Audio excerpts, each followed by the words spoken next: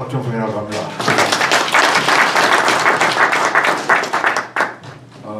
오늘 우리 방금 회장님께서 저를 특별히 모셨습니다 하는데 그거는 틀린 말이고요. 왜냐하면 저도 이 모임의 회원입니다. 또 그냥 회원이 아니고 작지만 매월 정기 회비까지 내고 있는 정규 회원입니다. 그래서 특별히 모신다는 건 아니고 제가 같은 우리 회원 입장에서 여러분들께 제가 현재 하고 있는 일에 대해서 잠깐 그 관련된 거를 한번 오늘 총회를 맞아가지고 여러분께 제가 안내를 드리는 걸. 국민권익위원회에서 여러분들 김영란법이라고 들어보셨죠? 예, 김영란법을 여기 우리 그 이영준 그 이사장님께서 사세계 이사장님께서 지난주 세미나 할 때 제가 하고 있는 내용을 잠깐 언급하셨던 게 있어요. 그렇죠? 그래서 제가 그걸 기억하고 있는데, 야, 정확하게 알고 계시네? 내 속으로 그렇게 생각했거든요. 예, 그거 뭐냐면은, 김영란법에 의하면은, 대한민국 모든 공직자들은 누구만 제외하고, 국회의원들만 제외하고, 국회의원들도 공직자거든요. 선출직 공직자인데, 이 사람들이 자기들만 싹 뺐어요. 법을 맡길 때. 뭘 뺐냐? 대한민국 모든 공직자는 1년에 2시간씩 의무적으로 청년 교육을 매년 받아야 됩니다. 청년 교육을. 그런데 누구만 제외? 국회의원들만 제외. 누가 했어요? 국회의원들이.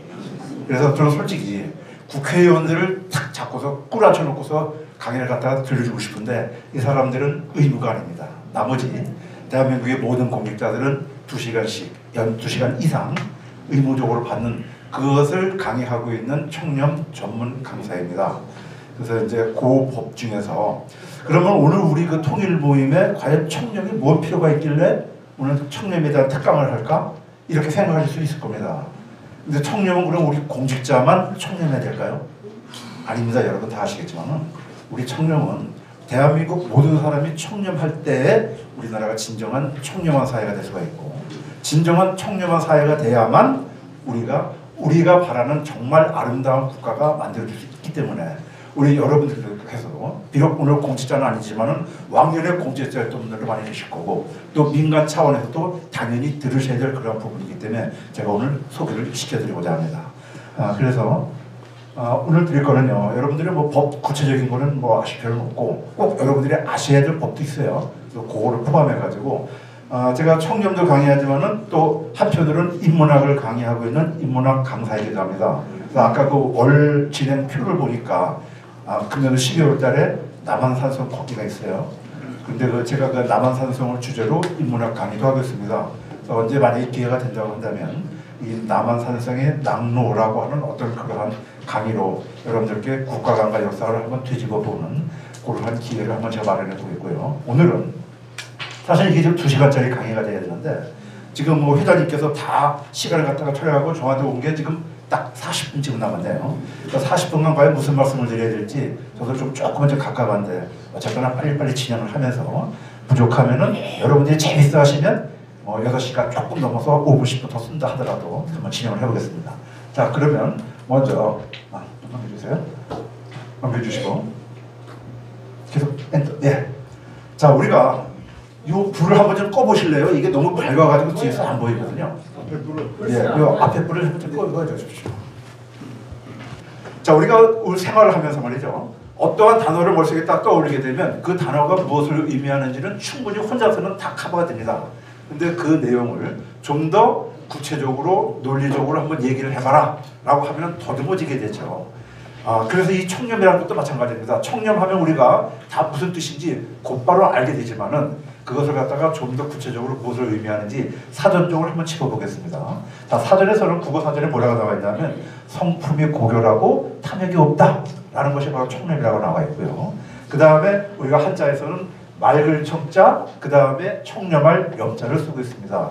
그래서 맑을 청자에서는 우리가 많이 쓰는 청빈, 가난할 빈자 써가지고서 청빈이라는 말을 쓰고 있고 그 다음에 염에서는 우리가 많이 쓰죠. 염치가 있다 없다 할 때 염치라는 말이 나오게 됩니다. 근자에 여러분들이 신문지상이라든가 언론지상에 자고 나면 매일매일 나타나는 일들이 있습니다. 나쁜 걸로. 뭐냐면은 과연 사람으로서 그렇게 행동할 수가 있을까라고 하는 그런 무지막지하게 나쁜 일들이 매일 발생하겠습니다. 심지어 어떤 그 젊은 부부들이 자기가 낳은 아이들을 갖다가 어떻게 했다라고 하는 입에 담기조차 어려운 그런 악행들이 많이 저질러 있죠. 그래서 저는 한번 생각을 해봤습니다. 왜 이러한 일들이 우리나라에서 끊이지 않고 벌어지고 있을까? 그거를 저는 여기에서 한번 초점을 둬봤습니다. 아, 우리 사회가 지금 염치가 상실된 사회가 아니겠느냐. 염치가 우리가 살아있다고 한다면, 염치가 있는 사회라고 한다면 이런 일은 없을 텐데, 염치가 뭘까요? 치자가 부끄러운 치자입니다, 여러분. 자기가 한 말이라든가 행동에 대해서 부끄러움을 모르고 있는 거죠. 그러니까 이런 악행들이 끊임없이 벌어지고 있고, 멀쩡하게 길 가는 사람 패 죽이고, 자기가 낳은 아이를 갖다가 어떻게 이렇게 처리해 들어가고. 그래서 우리가 공자왈 맹자왈 차릴 적에 과연 그것이 이 시대에 뭔 필요가 있겠느냐라고 생각도 해볼 수가 있겠지만, 오늘 현 시점에서 보니까 공자왈 맹자왈이라는 그 딱딱했던 얘기들이 무너지면서 우리 사회가 오늘날 이런 걸 겪고 있는 게 아닐까. 즉 이제는 우리가 상실된 염치를 다시 한번 되찾을 필요가 있겠다라는 말씀을 한번 드리고 싶고요. 영어에서는 그 인테그리티라는 표현을 쓰는데 약간 좀 어려운 단어가 됩니다. 그런데 중학교 1학년만 되면 가장 알 수 있는 쉬운 단어가 있어요. clean handed. 그래서 요 아주 쉬운 두 단어가 합쳐가지고 결백하다라는 뜻을 갖고 있는데, 여기에서 제가 그 한 가지 그 의문점을 가졌습니다. 뭐냐면은, 그럼 동양과 서양이 이 청렴이라는 것을 각각 어떻게 받아들이고 있을까? 어떻게 생각하고 있을까? 그래서 이제 봤더니, 자, 우리가 청렴하면 곧바로 따라 나오는 얘기가 뭐 있을까요? 청렴, 결백. 청렴하다, 결백하다 이렇게 따라 나오죠. 저 사람은 굉장히 청렴, 결백해. 깨끗할 절자, 흰배자를 쓰고 있습니다. 이 청렴, 결백과 밑에 있는 클린 핸디들을 한번 엮어서 생각해 보십시오. 그 개념이 정확하게 일치하고 있습니다. 그래서 결론적으로는 동양이나 서양이나 이 청렴을 생각하는 것은 그야말로 똑같구나. 깨끗한 손. 굉장히 중요한 얘기가 되겠습니다. 오늘 우리가 통일 모임 이 자리인데요. 또 방금 제가 처음에 소개했던 대로 저도 이 회의 한 일원으로서 청렴이 얼마나 중요하냐. 만약에 회장님, 우리 그 회의 그 어떤 사무국에서 행정실에서 불미스러운 어떤 일이 벌어졌다. 청렴과 관련해서. 우리 회의 거기로 끝납니다. 이 많은 회원들이 만약에 뭐 구체적으로 얘기할게요. 우리 행정 쪽에서 어떤 뭐 횡령이라든가 돈 유용 사건이 벌어졌다고 하십시다. 그거를 우리 모든 회원들이 만약에 알았어요. 지금 회원들이 그대로 신뢰하고 따라올까요? 그대로 무너져 버립니다. 그래서 우리 회도 이 청렴이라고 하는 것이 대단히 중요하기 때문에 오늘 제가 강조하지 않을 수 없다는 말씀을 드리고, 그 다음부터 해주시고요. 그러면 이렇게 사전적인 의미 떠나가지고 우리가 일상적으로는 과연 청렴이면 뭐다라고 하는 말이 없을까? 제가 진짜 굉장히 많은 자료를 찾아보고 굉장히 노력을 많이 했습니다. 공부를 많이 했습니다. 근데 저는 그걸 어디서 찾아냈느냐? 선가에서 찾아냈습니다. 선가에 보니까요, 제약막자기요 중선봉행이라는 표현이 있습니다. 무슨 뜻이냐면은 나쁜 짓 하지 말고 착한 일 두고 해라. 이걸 보는 순간 제가 무릎을 딱 쳤어요. 바로 이거 청렴이다. 청렴이 굳이 뭐 다른 얘기할 필요 없고, 국어사전에 영어사전에 뭐라가 나와 있든 청렴이란 바로 제약막작 중선봉행, 나쁜 짓 안 하고 착한 일만 하면 그거 자체가 청렴. 여러분 그렇지 않습니까? 동의하십니까? 네, 맞습니다. 그야말로 우리가 법 몇 점 몇 항 그런 거 다 우리가 알 필요 없고, 정말 그 나쁜 짓 하는 사람들이 내가 이거 하면은 이렇게 만약에 공금을 횡령하거나 유용을 하게 되면 붙잡혀 갈까 안 갈까? 그걸 모르고서 그렇게 할까요? 다 알고 합니다. 따라서 그 사람들이 법을 몰라서 그런 걸 저지르는 게 아니라는 얘기죠. 그러니까 우리가 근본적으로는 우리 인성에 있어가지고서 우리가 착한 일만 한다고 한다면 청렴관련법이라는 필요가 없고 김영란법이 나올 이유도 없었던 거죠. 굉장히 좋은 얘기입니다. 제약막자기요 중선봉행하라. 그것이 바로 청렴이다. 그 다음에요. 자, 이 국제 투명성 기구라는 게 있습니다. 트랜스파렌시 인터내셔널에서 TI라고 통상 약칭해서 얘기하고 있는데 1993년 발족을 했고, 그 다음에 독일 베를린에 그 본부를 두고 있습니다. 여기에서 매년 뭐를 발표하냐면요, 각 국의 청렴 지수라는 걸 발표합니다. 여기 CPI라고 부패 이직 지수라는 게 있는데 그거를 활용해서 각국의 점수를 발표해요. 자, 바로 며칠 전에 지난 23년도 결과치가 나왔습니다. 23년도 결과치가 어떻게 나왔냐면요, 1위 100점 만점에 덴마크가 90점, 2, 3위에 핀란드, 뉴질랜드가 있고 4위 노르웨이가 있고 쭉 나오는데, 우리와 경쟁국인 일본, 대만은 73점과 67점을 기록하고요. 그 다음에 미국은 69점, 중국은 42점을 기록하고 있습니다. 그러면 우리나라는 몇 점을 기록하거든요? 63점을 해가지고 180개국 중에서 32위를 차지했습니다. 자, 그리고 우리가 180개국 중에서 32위를 차지했기 때문에 얼마나 잘했느냐 우리가 자부심을 가지면 합니다. 그러나 이 통계에 우리가 허점이라는 것이 있죠. 이제 우리나라가 만만한 나라가 아니잖아. 그럼 우리가 잘 알고 있지 않습니까? 즉 우리나라가 이제 어느 정도 굉장히 올라와 있기 때문에 세계 180개국이라고 하면 섬 2개, 3개 모아놓고 이 나라들하고 굉장히 많습니다. 그런 나라들하고 이제 비교 대상이 안 된다는 거죠. 누구랑 비교해야 돼요? OECD 38개국과 비교하는 것이 정확한 수치가 됩니다. 그런데 OECD 38개국 중에서 우리가 몇이냐? 여기 나와 있지만 22위를 기록하고 있죠. 38개국 중을 반을 따르면 19개국인데 위에 1위부터 10위까지는 상위권에 있고 그 밑에는 하위권인데 우리는 하위권에 있다는 얘기입니다. 즉 아직도 우리가 청렴 점수가 굉장히 낮고 좀 더 청렴한 사회로 가야 될 미래의 갈 목표가 분명히 남아있다는 얘기를 지금 말씀드리고 싶고요. 그런데 그동안 한 7년, 8년 정도 꾸준히 1점 내지는 2점씩 계속 올라왔던 것이 63점이었거든요. 22년도 말에 63점으로 31위였습니다. 22년도에. 그런데 지난해 23년도 말을 이번에 며칠 전에 이제 최종적으로 나온 통계를 보니까 점수를 주셔서 하면 똑같은데 순위가 하나 떨어져 버렸어요. 이건 굉장히 충격적입니다. 물론 다른 나라가 잘해가지고 올라온 거긴 하지만 우리보다 못했다고 우리가 좀 더 청렴하지 않으면 안 되겠다. 아직도 이 청렴에 대해서는 우리가 청렴하지 못한 나라라고 얘기할 수가 있는 거고요. 다만 뭐 여기 보면 중국이라든가 이런 나라들은 완전히 그 부패 국가거든요. 그래서 여기서 뭐라고 하냐면 50점을 절대 부패에서 벗어난 상태를 얘기하기 때문에 중국 같은 경우는 절대 부패 국가가 되는 거죠. 그리고 또 어떻게 얘기하냐면 70점만 되면 그 사회가 전반적으로 투명한 상태가 된다라는 얘기를 하고 있습니다. 그래서 저 같은 경우는 개인적으로 이렇게 그 강의를 하면서 작년 같은 경우 제가 총 53회를 했는데요. 국무조정실부터 중앙부처만 한 10군데를 했고 나머지 모든 공공기관 군이라든가 이런 걸 많이 이제 했는데 여기에 다니면서 어쨌거나 내가 이 공직자들한테 이 청년교육을 열심히 해가지고 이분들한테 우리 국가가 청렴한 국가로 나올 수 있도록 유도를 해야 된다고 하는 상당히 간절한 제 소망을 갖고 있습니다. 그걸 위해서 저도 애증할 거고 또한 우리 통일 모임에도 제가 상당한 관심을 갖고 여러분들과 같이 활동을 할 겁니다. 자, 여기서의 말이죠. 여기서 1위 덴마크 한번 보실까요? 그 다음에 2위에 핀란드가 있고요. 4위에 노르웨이가 있고 6위에 스웨덴이 있습니다. 1위부터 6위 최고 상위권에 덴마크, 핀란드, 노르웨이, 스웨덴이 있습니다. 자, 우리 회장님, 네 나라 딱 얘기하니까 공통점이 바로 나오죠. 네 나라에 뭐가 있습니까? 공통점이? 예, 북유럽에 위치해 있습니다. 여러분들 보시다시피 이 북유럽에 있는 이 네 나라가 이 청렴 지수가 1위부터 최고 탑 랭커로 되어 있죠. 그렇죠. 그런데 이제 제가 이것은 이제 줄여서 지금 말씀드리고 있거든요. 시간이 없어서.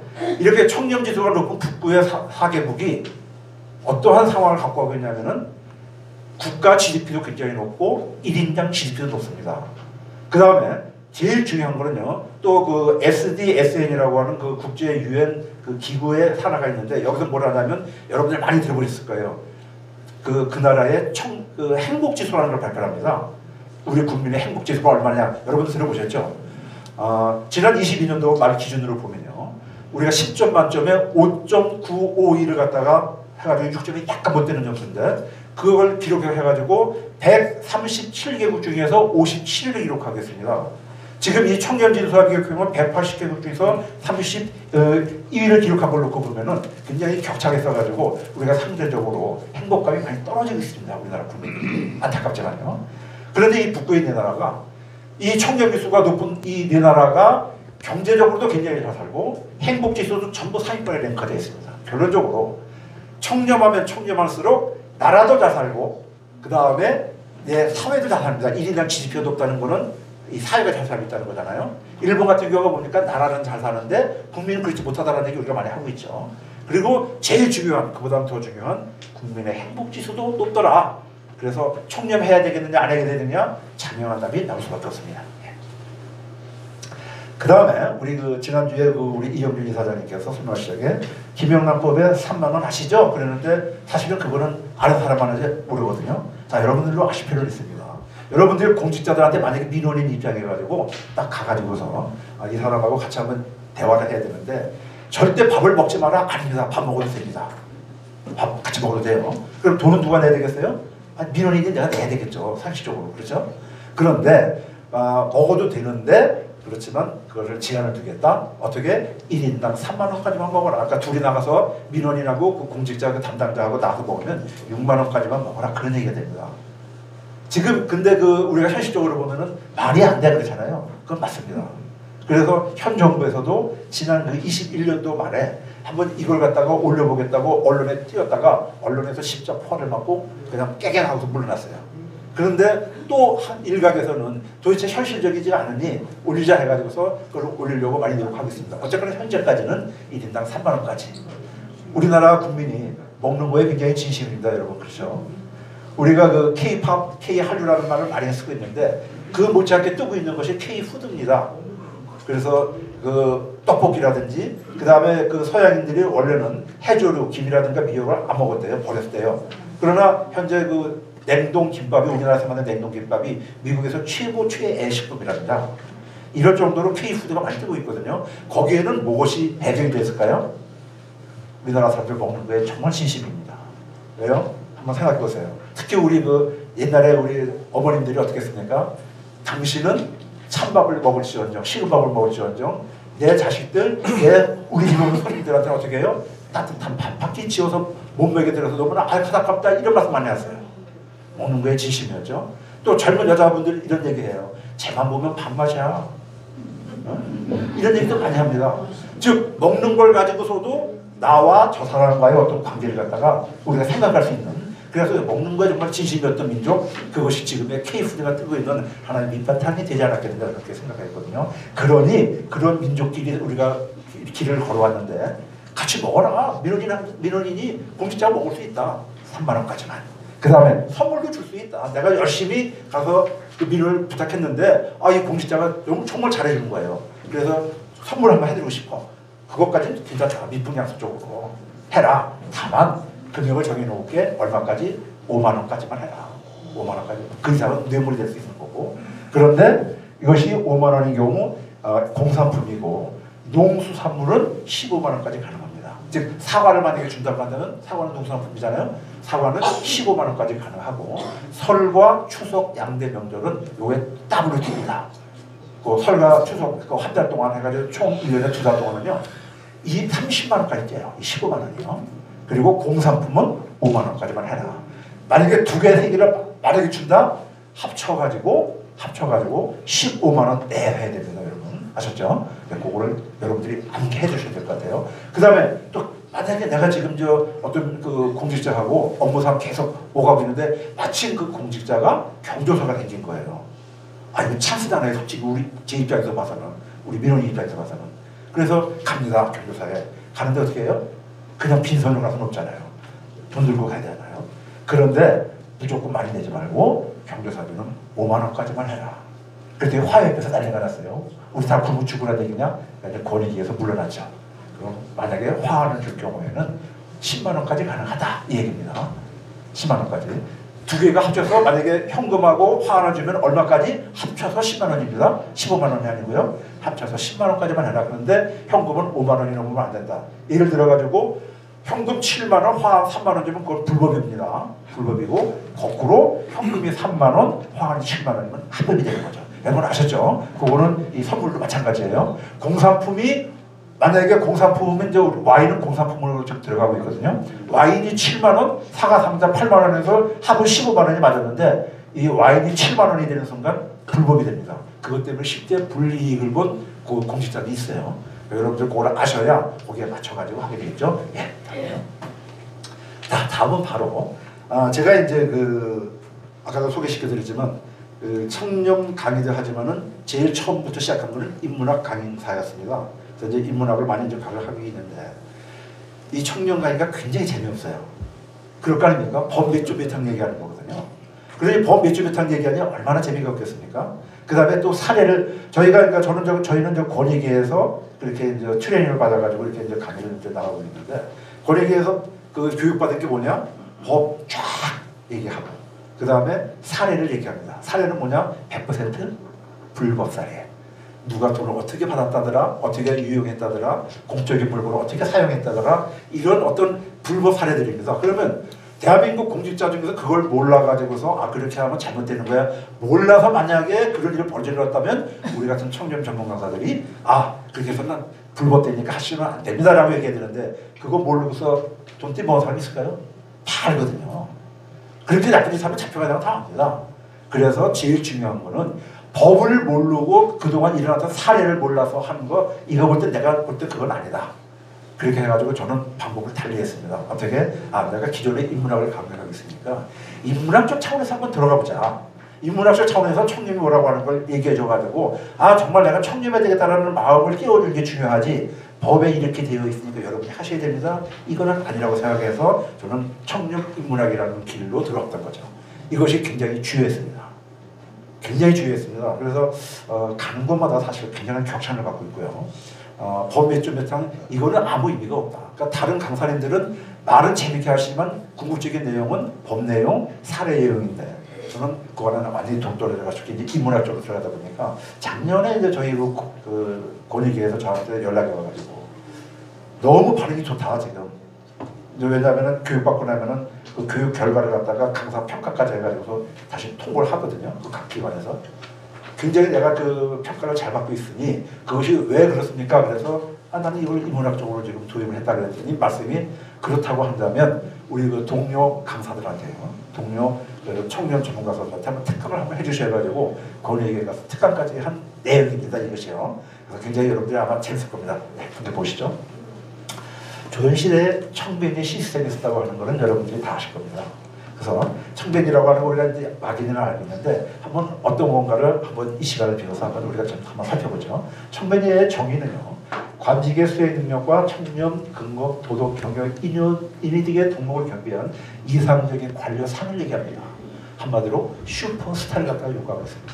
그래서 청렴을 강요하고 있는 저조차도 과연 내가 이것을 흉내라도 낼 수 있을까 이 전체를 굉장히 정말 청변리 하게 되면은 정말 뛰어난 그런 사람들이 되겠다라고 이제 생각을 하고요.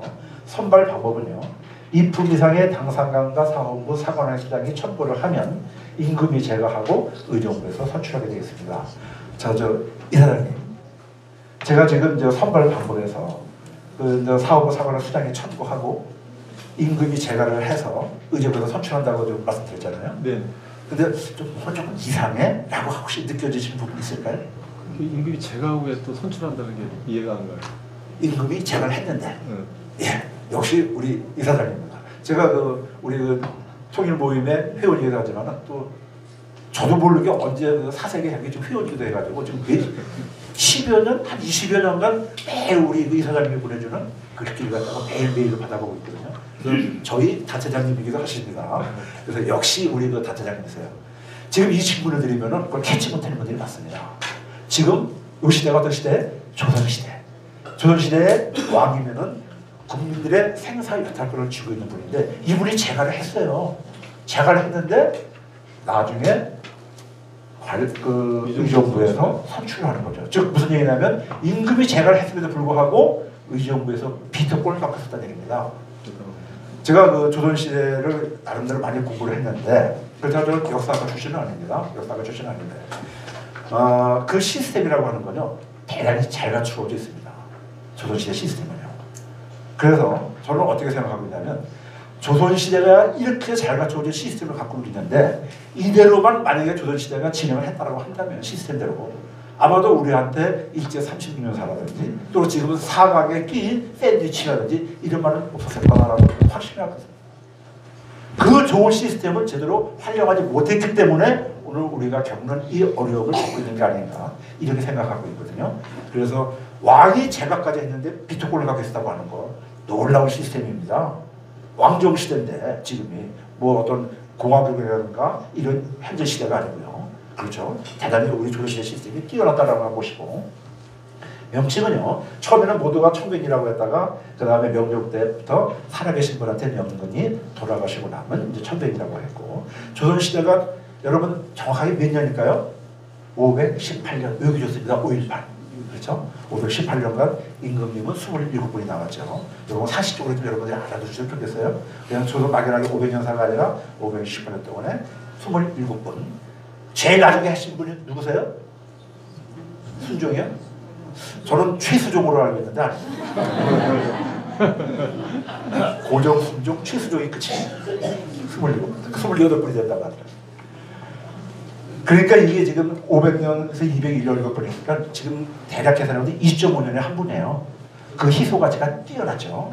그래서 그 대표 인물로 보면 여기 나와 있는 맹사성, 황희, 최말해가지고 우리 역사에 그야말로 쟁쟁한 분들이 여기 다 계십니다. 여기에서 제가 한 가지 질문을 드려볼게요. 우리 사무총장님 아까 사회 보신다고 고생하셨는데 우리 사무총장님께 제가 질문 드립니다. 사무총장님 어떤 질문? 아니야 굉장히 쉬운 질문이에요. 그 다음에 정답이 없는 주관식이에요.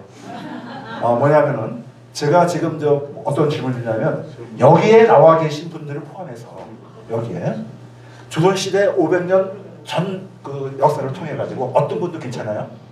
제가 한번 우리 그 총장님께서 정말 내가 생각하는 딱 한 명의 청백년을 꼽으라고 한다면 이분을 꼽고 싶어? 라고 하는 분이 만약에 있다고 한다면 어떤 분이 될까요? 황희정생이요. 또 제가 지금 이 마이크 줄 때문에 못 가는데 우리 그 선생님 김정국 선생님. 김정국 선생님은 조선시대 최초로 총각 급방문이라는 약 제조를 책을 쓰신 분이에요. 약방문을 쓰신 분입니다. 그분을 최고의 청백을 쓰겠다. 죄송합니다. 제가 그분을 갖다가 잘 모르겠네요. 네, 아주 좋습니다. 어쨌거나. 그 다음에 또 예? 정약용. 아니 뭐 당연하죠. 왜라고 하는 질문이 있을 수가 없습니다. 다 훌륭하신 분들이니까. 자, 제가 지금 어떤 시간도 없고요. 이 줄이 짧아서 앞으로 가긴 하기 때문에 바로 진행하겠습니다. 제가 어디 가든 이 질문을 꼭 드려요. 왜 드리냐면 우리 그 일반 이렇게 들으시는 수강하시는 분들의 어떤 그 우리나라의 역사적 인식을 한번 좀 제가 나름대로 알고 싶어서 꼭 질문을 드리는데 제일 많이 답변해 주시는 게 우리 총장님이 하신 황희정생이에요. 황희정생이 제일 많이 나옵니다. 제가 나가서 물어보면. 그래서 한번 생각해봤어요. 왜 황희정생이 제일 근데 이렇게 지금 얘기하다 보니까 시간이 너무 안 남네. 황희정생이 할까 하는데 황희정생이 우리가 그분 이야기를 많이 알고 있기 때문에 그래요. 뭐냐면은 그분이 여러분들이 알게 모르게 그분 이야기를 많이 듣고 있어요. 뭐라고 그래요? 그분은 삼가 정승이라고 얘기하죠. 한번 그 황희정생이 대궐에서 퇴거를 해가지고 집에 왔어요. 집에 왔더니 젊은 하녀 둘이서 막 싸우고 있습니다. 얘들아 니네들 왜 싸우니? 이리 와봐. 왜 싸워? 그러니까 하녀 둘이서 얘가 어땠고 제가 어땠고 막 얘기하죠. 그런데 황희정생이 다 듣고 뭐라고 그래요? 여러분 다 아시는 얘기죠? 네 얘기도 옳고 네 얘기도 옳구나. 그랬더니 그걸 뒤에서 딱 듣고 있던 황희정생 부인, 정경 부인이죠. 정경 부인이 거기서 확 덤벼듭니다. 도대체가 대감은 애들이 이렇게 싸우면 왜 싸우는지를 갖다가 좀 판단해서 잘잘못을 가려가지고 잘못하면 또 혼도 좀 내주고 그래야지. 뭐 너도 옳고 그런 말씀 하십니까? 그랬더니 뭐라 그래요? 여러분 다 아시는 얘기잖아요. 얼굴 웃으면서 그렇게 말씀하시는 부인 말씀도 맞습니다 라고 해가지고 우리가 삼가 정생이라고 합니다. 그렇죠? 여러분 다 아시는 얘기예요. 그러니까 그게 황희정생 얘기였어? 이런 분들 느끼시겠죠? 그렇게 여러분들이 다 알고 계시는 얘기 때문에 황희정생이 제일 많이 나옵니다. 근데 저는요 조금은 다른 분을 갖다가 생각해요. 여기 나와 있는 저는 제가 꼽으라고 한다면요. 근데 이건 주관식입니다. 자기 생각이니까 정답이 없어요. 저는 이오리 선생을 꼽고 싶은데 지금 시간상 도저히 이분 얘기를 할 수가 없겠네요. 지금 15분 남았거든요. 어쩔 수 없이 넘어가고 왜 이분을 갖다 제가 꼽았는가는 다음 기회에 말씀드려야 될 수 없습니다. 2시간짜리 강의를 40분 만에 하려고 하니까 저로서는 지금 답답해 죽을 지경이었다 지금. 예, 넘어가야 됐습니다. 아니 앞에 거. 예. 제가 아까 전에서 조선시대 시스템이 이렇게 훌륭했습니다라고 말씀드리는 걸 한 번 더 확인할 수 있는 부분이 있습니다. 뭐냐면은 조선시대의 관리인들이 그다음에 그러니까 조선시대의 그 어떤 공직자들이 갖고 있는 그 청빈 정신 중에서 사업을 삼거라는 시스템이 있었습니다. 사업을 4가지 하지 마라. 삼거 3가지는 거절해라. 자, 그게 뭐냐면 한번 볼까요? 사업을 4가지 하지 마라. 이게 뭐냐면 첫 번째 부업하지 마라 했습니다. 여러분 이게 무슨 의미일까요? 부업하지 말라는 게? 저도 처음에는 조금 의아했어요. 왜 부업하지 말라고 그랬지? 이유가 있었습니다. 곰곰 생각해봤더니 뭐냐면 지금이야 우리가 직업군이 워낙 많고 또 현재 이 시점에서 봐서는 우리가 굶어 죽을 일 없어요.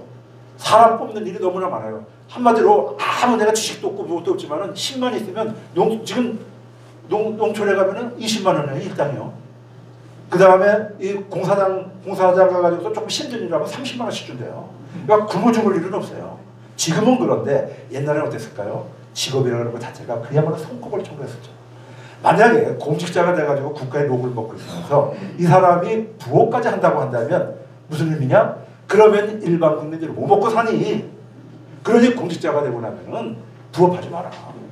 네가 많은 정도는 국가의 농만 먹고 나머지 백성들 것과는 건들지 말아라고 하는 절절한 애민정신이 담겨 있었던 겁니다. 얼마나 훌륭한 정신입니까? 만약에 우리 한 공직자들이 이러한 마음을 갖고 있다고 한다면요, 우리나라 정말 청렴한 국가라는 얘기 최고의 국가 될 수 있다는 얘기입니다. 정말 사불 삼 거에 이 사불에 부업하지 마라. 제 가슴을 때렸습니다. 두 번째, 땅 사지 말고 세 번째, 집 늘리지 말라고 했습니다. 자, 이걸 갖다 대표적으로 얻은 게 누구예요? LH 사태죠. LH의 그 공직자들이 자기들이 알고 있는 그 어떤 비밀 정보를 갖다 활용해가지고 어땠어요? 돈 되는 데다가 땅 사고 집 샀습니다. 그렇게 해서 그거를 막고자 나온 것이 뭐였느냐? 지난 22년도 5월 19일에 나온 이해 충돌 방지법이었습니다. 이해 충돌 방지법 아마 들어보신 분 계실 거예요. 그것 때문에 이게 나온 거예요. 근본적으로 LH 사태가. 그래서 그 이해 충돌 방지 지금 뭐 많이 또 떠들잖아요. 지금도요. 그게 과연 이해 충돌이 되느냐 안 되느냐 그러한 부분이 있고요. 그 다음에 네 번째, 정말 제가 속으로 눈물을 흘렸던 부분입니다. 제임제의 명산물을 먹지 말래요. 아, 이거 보고 제가 맨 처음에는 저도 이해를 못했습니다. 왜 제임제의 명산물을 먹지 말라고 했을까? 저도 요것만 자료에서 봤지 왜라고 하는 거는 설명서가 없었거든요. 굉장히 오랫동안 고민을 했어요. 아니 왜 제임제의 명산물 먹는 거하고 청림하고 뭔 상관이 있다고 하지 말라고 했을까? 정말 오랜 시간 생각해보고 답을 얻었습니다. 어떻게 얻었느냐? 자, 예를 들어볼게요. 지금은 우리가 그 택배 시스템이 좋아가지고 대한민국 어디에서 그냥 딱 하나 뭐 그 엔터만 치면은 막 다 옵니다. 그렇죠? 그런데 옛날에 조선시대에 울릉도에 신관사또가 부임을 했어요. 그러면 신관사또는 울릉도 가기 위해서 어떻게 했습니까? 죽음을 각오합니다. 왜? 맨날 며칠을 갔다가 풍랑 속에서 가야 되니까 여차하면 자기는 죽은 목숨이잖아요. 근데 어떻게 운 좋게 울릉도에 딱 도착해가지고 이제 갔더니 아 신관사또 왔다고 뭐 그야말로 뭐 먹을 거니 뭐니 많이 이제 이렇게 왔을 거 아닙니까? 그런데 울릉도 가면은 특사물이 뭐 있어요, 여러분? 우리 여선생님들 명이나물 있잖아요. 아, 이 사또가 가서 명이나물 먹어보고서 눈이 뒤집힌 거예요. 야, 이 세상에 이렇게 맛있는 음식이 있었어? 그러니까 사또가 명이나물만 그냥 죽자 하자 먹어야 된 겁니다.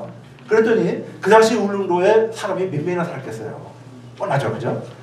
그 주민들이 볼 때, 백성들이 볼 적에 야, 우리 신관사또가 저렇게 명이나물을 좋아하시네? 일 팽개치고 명이나물 키워 다니는 거예요. 신관사또 드리겠다고.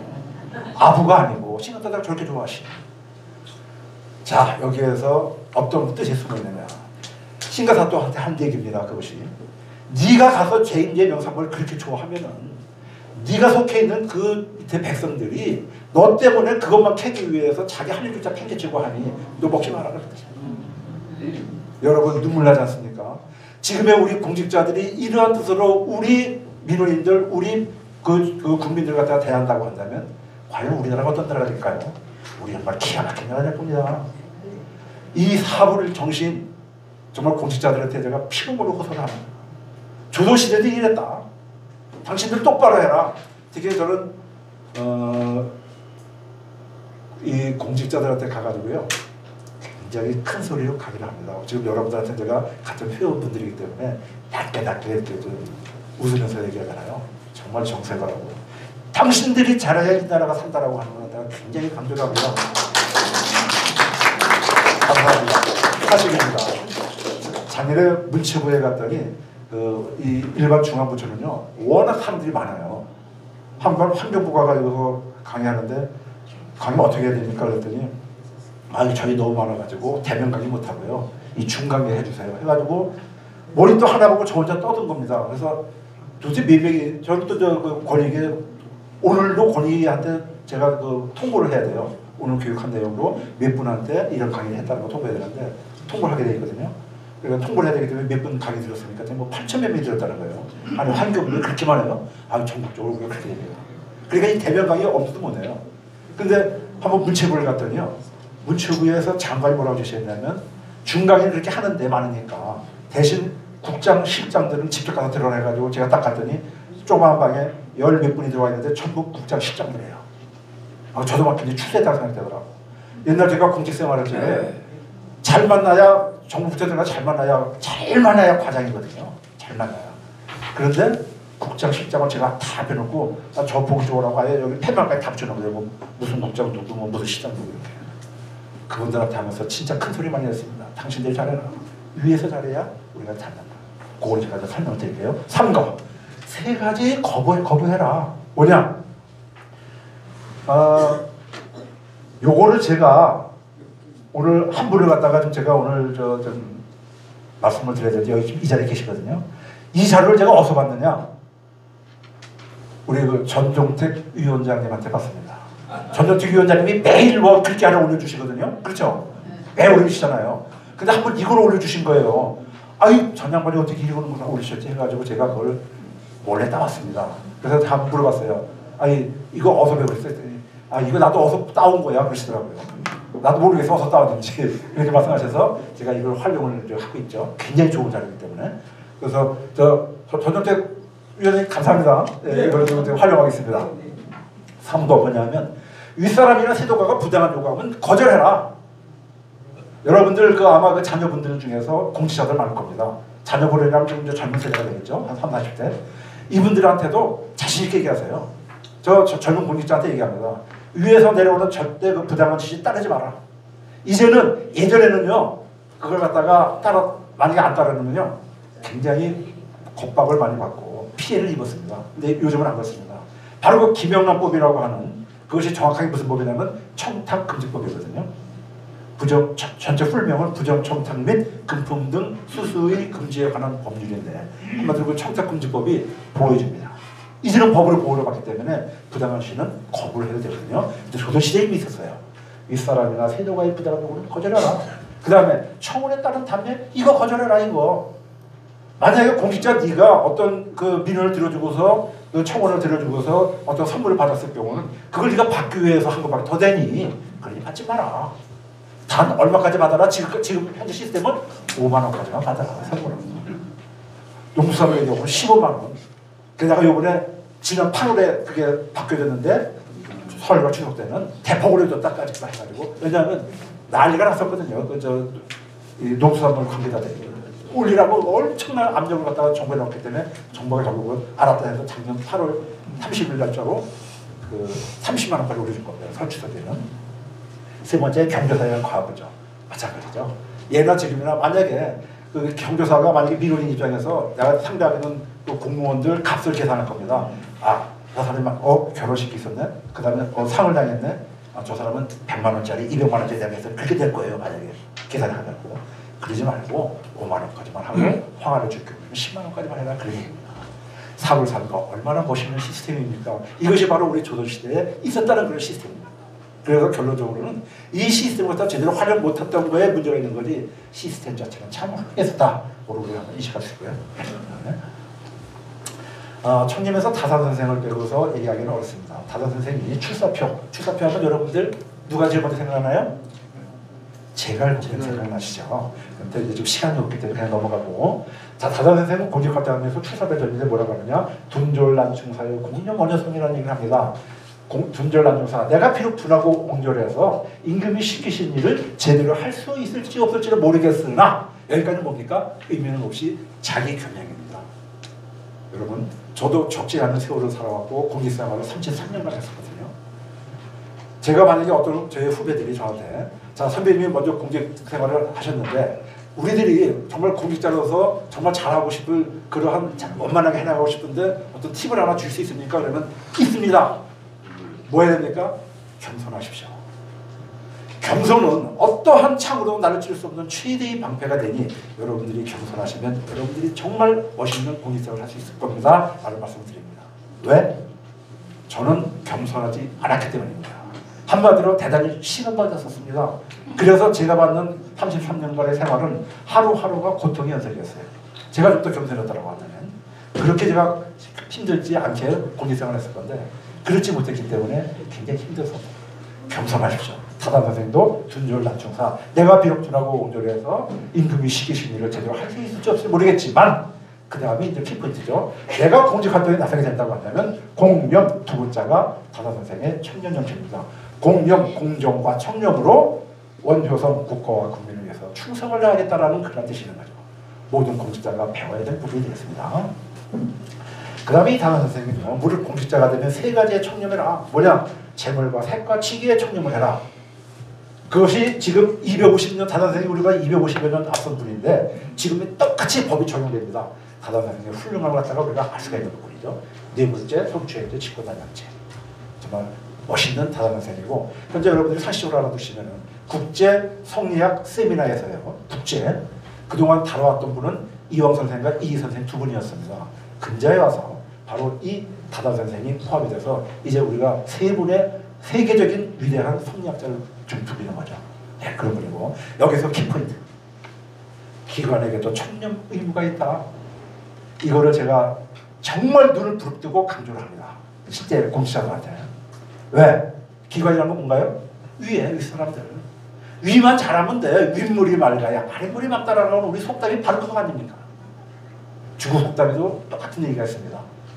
상냥식 한다고 그러죠. 상냥식이 뭘까요? 우리 그 대들 꼴리는 거잖아요. 집지당. 상냥구정이면 하량외라고 하는 중국 속담이 있습니다. 상냥구정, 윗 대들보가 부정 제대로 놓여있지 못하면 하량, 밑에 대들보는 왜 틀어질 수밖에 없다. 우리 윗물이 맑아야 아랫물이 맑다라는 건 똑같죠. 상행하여 위에서 행한다면 밑에서 본받지 말아야 그러니 기관장 당신이 잘해야 되겠냐 어떻게 되냐. 제가 기관장 안 했을 때는요. 기관장 그걸 똑바로 기관장 다시 잘해야 되겠냐 어떻게 되냐. 대단히 중요한 얘기가 어느 기관에 가서 한번 강의했더니 우려와 같은 박사가 터져가지고 굉장히 적잖이 당황했어요. 그러니까 그 기관장 엉망이었다는 얘기가 되겠죠. 우려와 같은 박사에 정말 제가 진짜 이거 내가 좀 실수하는 건 아닐까 싶어요. 기관이 잘해야 된다. 그래가지고 공직자들한테 가서 얘기할 때 이 부분에서 진짜 박수 많이 받았습니다. 네, 여러분들도 마찬가지고 회장님이 먼저 제일 총명하셔야 됩니다.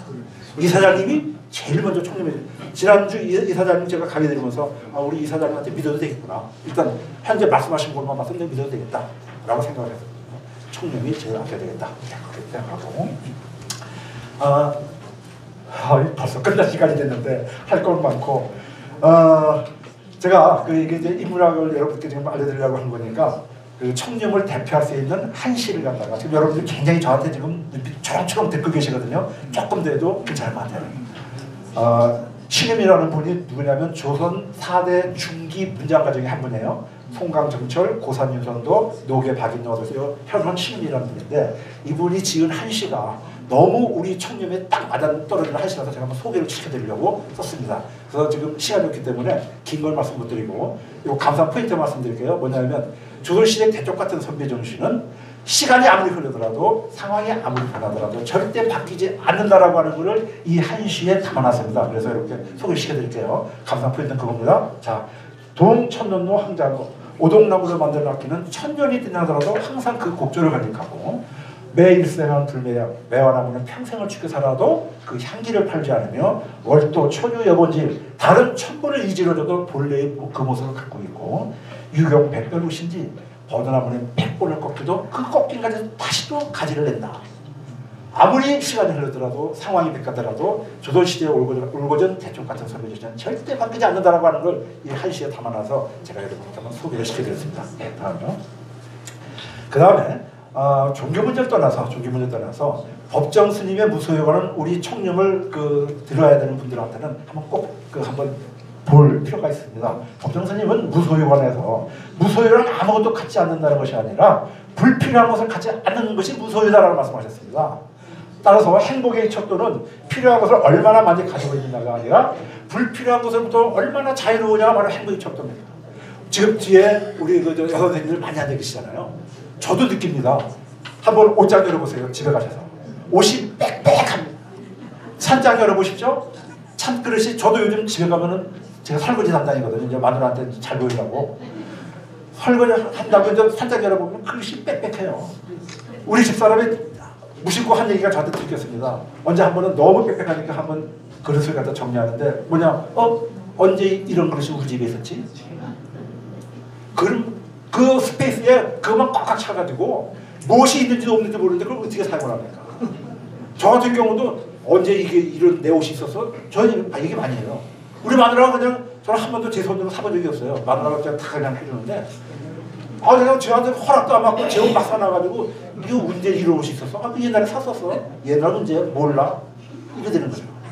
그래서 불필요한 것을 갖다 그렇게 쌓을 필요가 없다.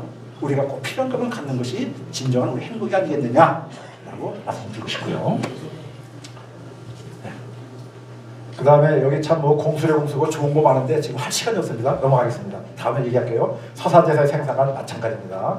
자, 여기에 한 바구니에 꽃이 담겨 있고 또 다른 똑같은 바구니에는 쓰레기가 담아 있는데 어떤 걸 갖다가 선택할 건가는 이제 여러분들이 강의는 후에는 아시겠죠. 3일 수심이면 천재보요 100년 탐구를 일조진이라는 얘기가 있습니다. 3일간만 마음을 잘 닦아도 1000개의 보물을 내 가슴속에 얻을 수가 있는데 100년 탐구를 100년간 어떤 물건에 막 욕심을 내서 했지만 그것은 하루아침에 일조진, 하루아침에 흔해지지 않더라. 1000개의 보물을 쌓을 거냐, 어떤 갖지도 못할 물건에 탐욕을 할 거냐. 여러분, 우리가 선택해야 되는 것이 청명관이 되겠습니다. 자, 그 다음에요. 자, 이건 뭐 여기에서 굉장히 중요한 얘기가 많이 나오거든요. 근데 이거 공직자들만 필요하기 때문에 제가 넘어가고 넘어가주시고. 자, 사람이란요 필요에 따라 살아야지 욕망에 따라 살아서는 안 되겠다. 하나가 필요할 때 둘을 가지려 하지 마라. 둘을 갖게 되면 그 하나만 이렇게 됩니다. 대표적인 게 누굽니까? 국회의원들 우리가 볼 수 있습니다. 국회의원은 최고의 국민이 뽑아준 최고의 명예 선출직입니다. 그 사람들이 뭐를 원해요? 명예를 갖다 원하는 사람들인데 뭐까지 원했습니까? 돈까지 원했습니다. 명예를 갖고 있는 사람이 돈까지 원하다 보니까 잡혀가는 거죠. 그렇죠? 매일 우리를 보게 됩니다. 그 신문지상 통해서 매일. 근데 잡혀갈 때 그 사람이 뭐라고 그래요? 한 번도 정말 국민 여러분, 나를 뽑아준 지역구 여러분 죄송합니다. 내가 한순간 빌면서 이런 실수 저질렀습니다. 정말 죄송합니다 하고 가는 사람 보셨어요? 못 봤습니다. 나는 정치 탄압을 받았다, 검찰 탄압을 받았다, 천비를 하고 가요. 저는 지방의회도 많이 가서 강의합니다. 서울시 작년 같은 경우 서울시 의회, 그 다음에 영월군 의회, 부산 강서구 의회 이렇게 의회에서도 강의하는데 당신들이 잘해야 당신들 지역구가 산다는 얘기 굉장히 강조하거든요. 네, 그래서 이런 부분들 갖다가 우리가 한번 알겠을 필요가 있을 것 같고요. 자, 여러분들은 권력이라고 하는 걸 어떻게 생각하십니까? 권력이라고 하는 거는 국어사전에 이렇게 나와 있습니다. 권력이란, 국어사전을 찾아보면 권력이란 남을 복종시키거나 지배하기 위한 공인된 권력과 힘. 남을 복종시키거나 지배하기 위한 공인된 권력과 힘. 국어사전을 제가 딱 본 순간적으로 뭘 떠하느냐? 이게 바로 갑질이구나, 갑질. 이게 바로 갑질이다. 뭐가 갑질이겠느냐? 이게 갑질이지. 그래서 이제 그런 부분을 떠오르는데 권력이란 건요 범사에 유인정하면 후를 호산견이라는 얘기가 있습니다. 어디 나오냐면 명심보감에 나와 있어요. 여러분들 명심보감이 뭔가요?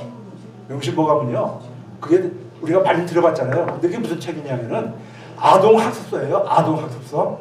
그래가지고 고려 충렬할 때 그 추적이라는 사람이 자기가 지은 게 아니고 여기저기 좋은 얘기들을 다 꺼집어내서 애들을 가르치기 위해서 만든 것이 명심보감이거든요. 좋은 얘기만 뽑아가지고 거기에 뭐가 나오면 범사에 유인정하고 후레고 상견이라는 얘기가 있습니다.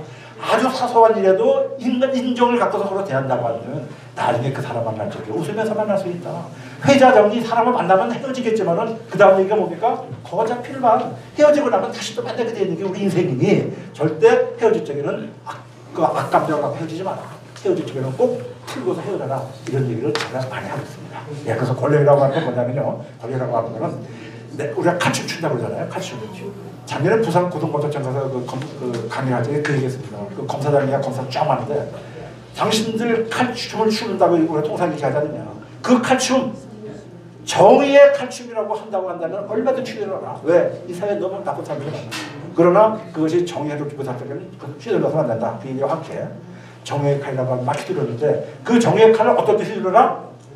나보다 약한 사람, 나보다 내 부하들이 여기 의자에 딱 앉혀있는데 누군가 줄을 꽁꽁 묶고라도 꼼짝 못하게 해놨어요. 그때 바로 내가 갖고 있는 그 권력의 칼로 내 그 갇혀있는 그 부하들을 갖다가 줄로 칼로 줄을 끌어가지고서 이 사람을 풀어주는 것이 그것이 진정한 권력이다. 여러분 권력을 어떻게 생각하십니까? 다음에요. 자 지금 뭐 시간이 너무 없어서 제가 막 건너뛰었습니다. 청렴이라고 선택할 수 있을까요? 아닙니다. 청렴은요 부강한 국가와 공정한 사회 그리고 자랑스러운 유산을 우리 후손들에게 물려줄 그야말로 필수의 길이 되겠습니다. 그래서 우리가 생활하다가 양갈래길이 나올 적에 어떤 길이 청렴의 길인가를 여러분이 이제 잘 판단하셔야 될 것 같고요. 그 다음에 오늘 강의를 들었기 때문에 너무 짧은 강의이긴 하지만은 정말 우리가 청렴한 세상 만들기 위해서 나부터 청렴해봐야 되겠다. 길거리 가다가 휴지 버리지 말자. 우리 일본이 부러워하는 거 우리가 일본 사람들 부러워하는 것 중에 뭐가 있어요? 일본 가보니까 거리가 깨끗하더라. 휴지 안 없더라. 배울 거 배워야 됩니다. 그것이 바로 청렴의 한 실길이기도 돼요. 모르겠고요. 이제 제 페이지입니다. 이제 그 페이지를 갖다가 윤동주 시인의 서시를 여러분께 낭송하는 것을 끝냅니다. 실제 강의에서도요. 왜 그러냐면 윤동주 시인이 1945년 2월달에 후쿠오카의 한 형무소에서 이름 모를 미상의 주사를 맞고서 돌아가시죠. 한마디로 마르타 생체 실험한 겁니다. 몇 개월만 더 사시면 조국 한국을 보실 텐데 이분이 돌아가신 거예요. 27의 젊은 나이로.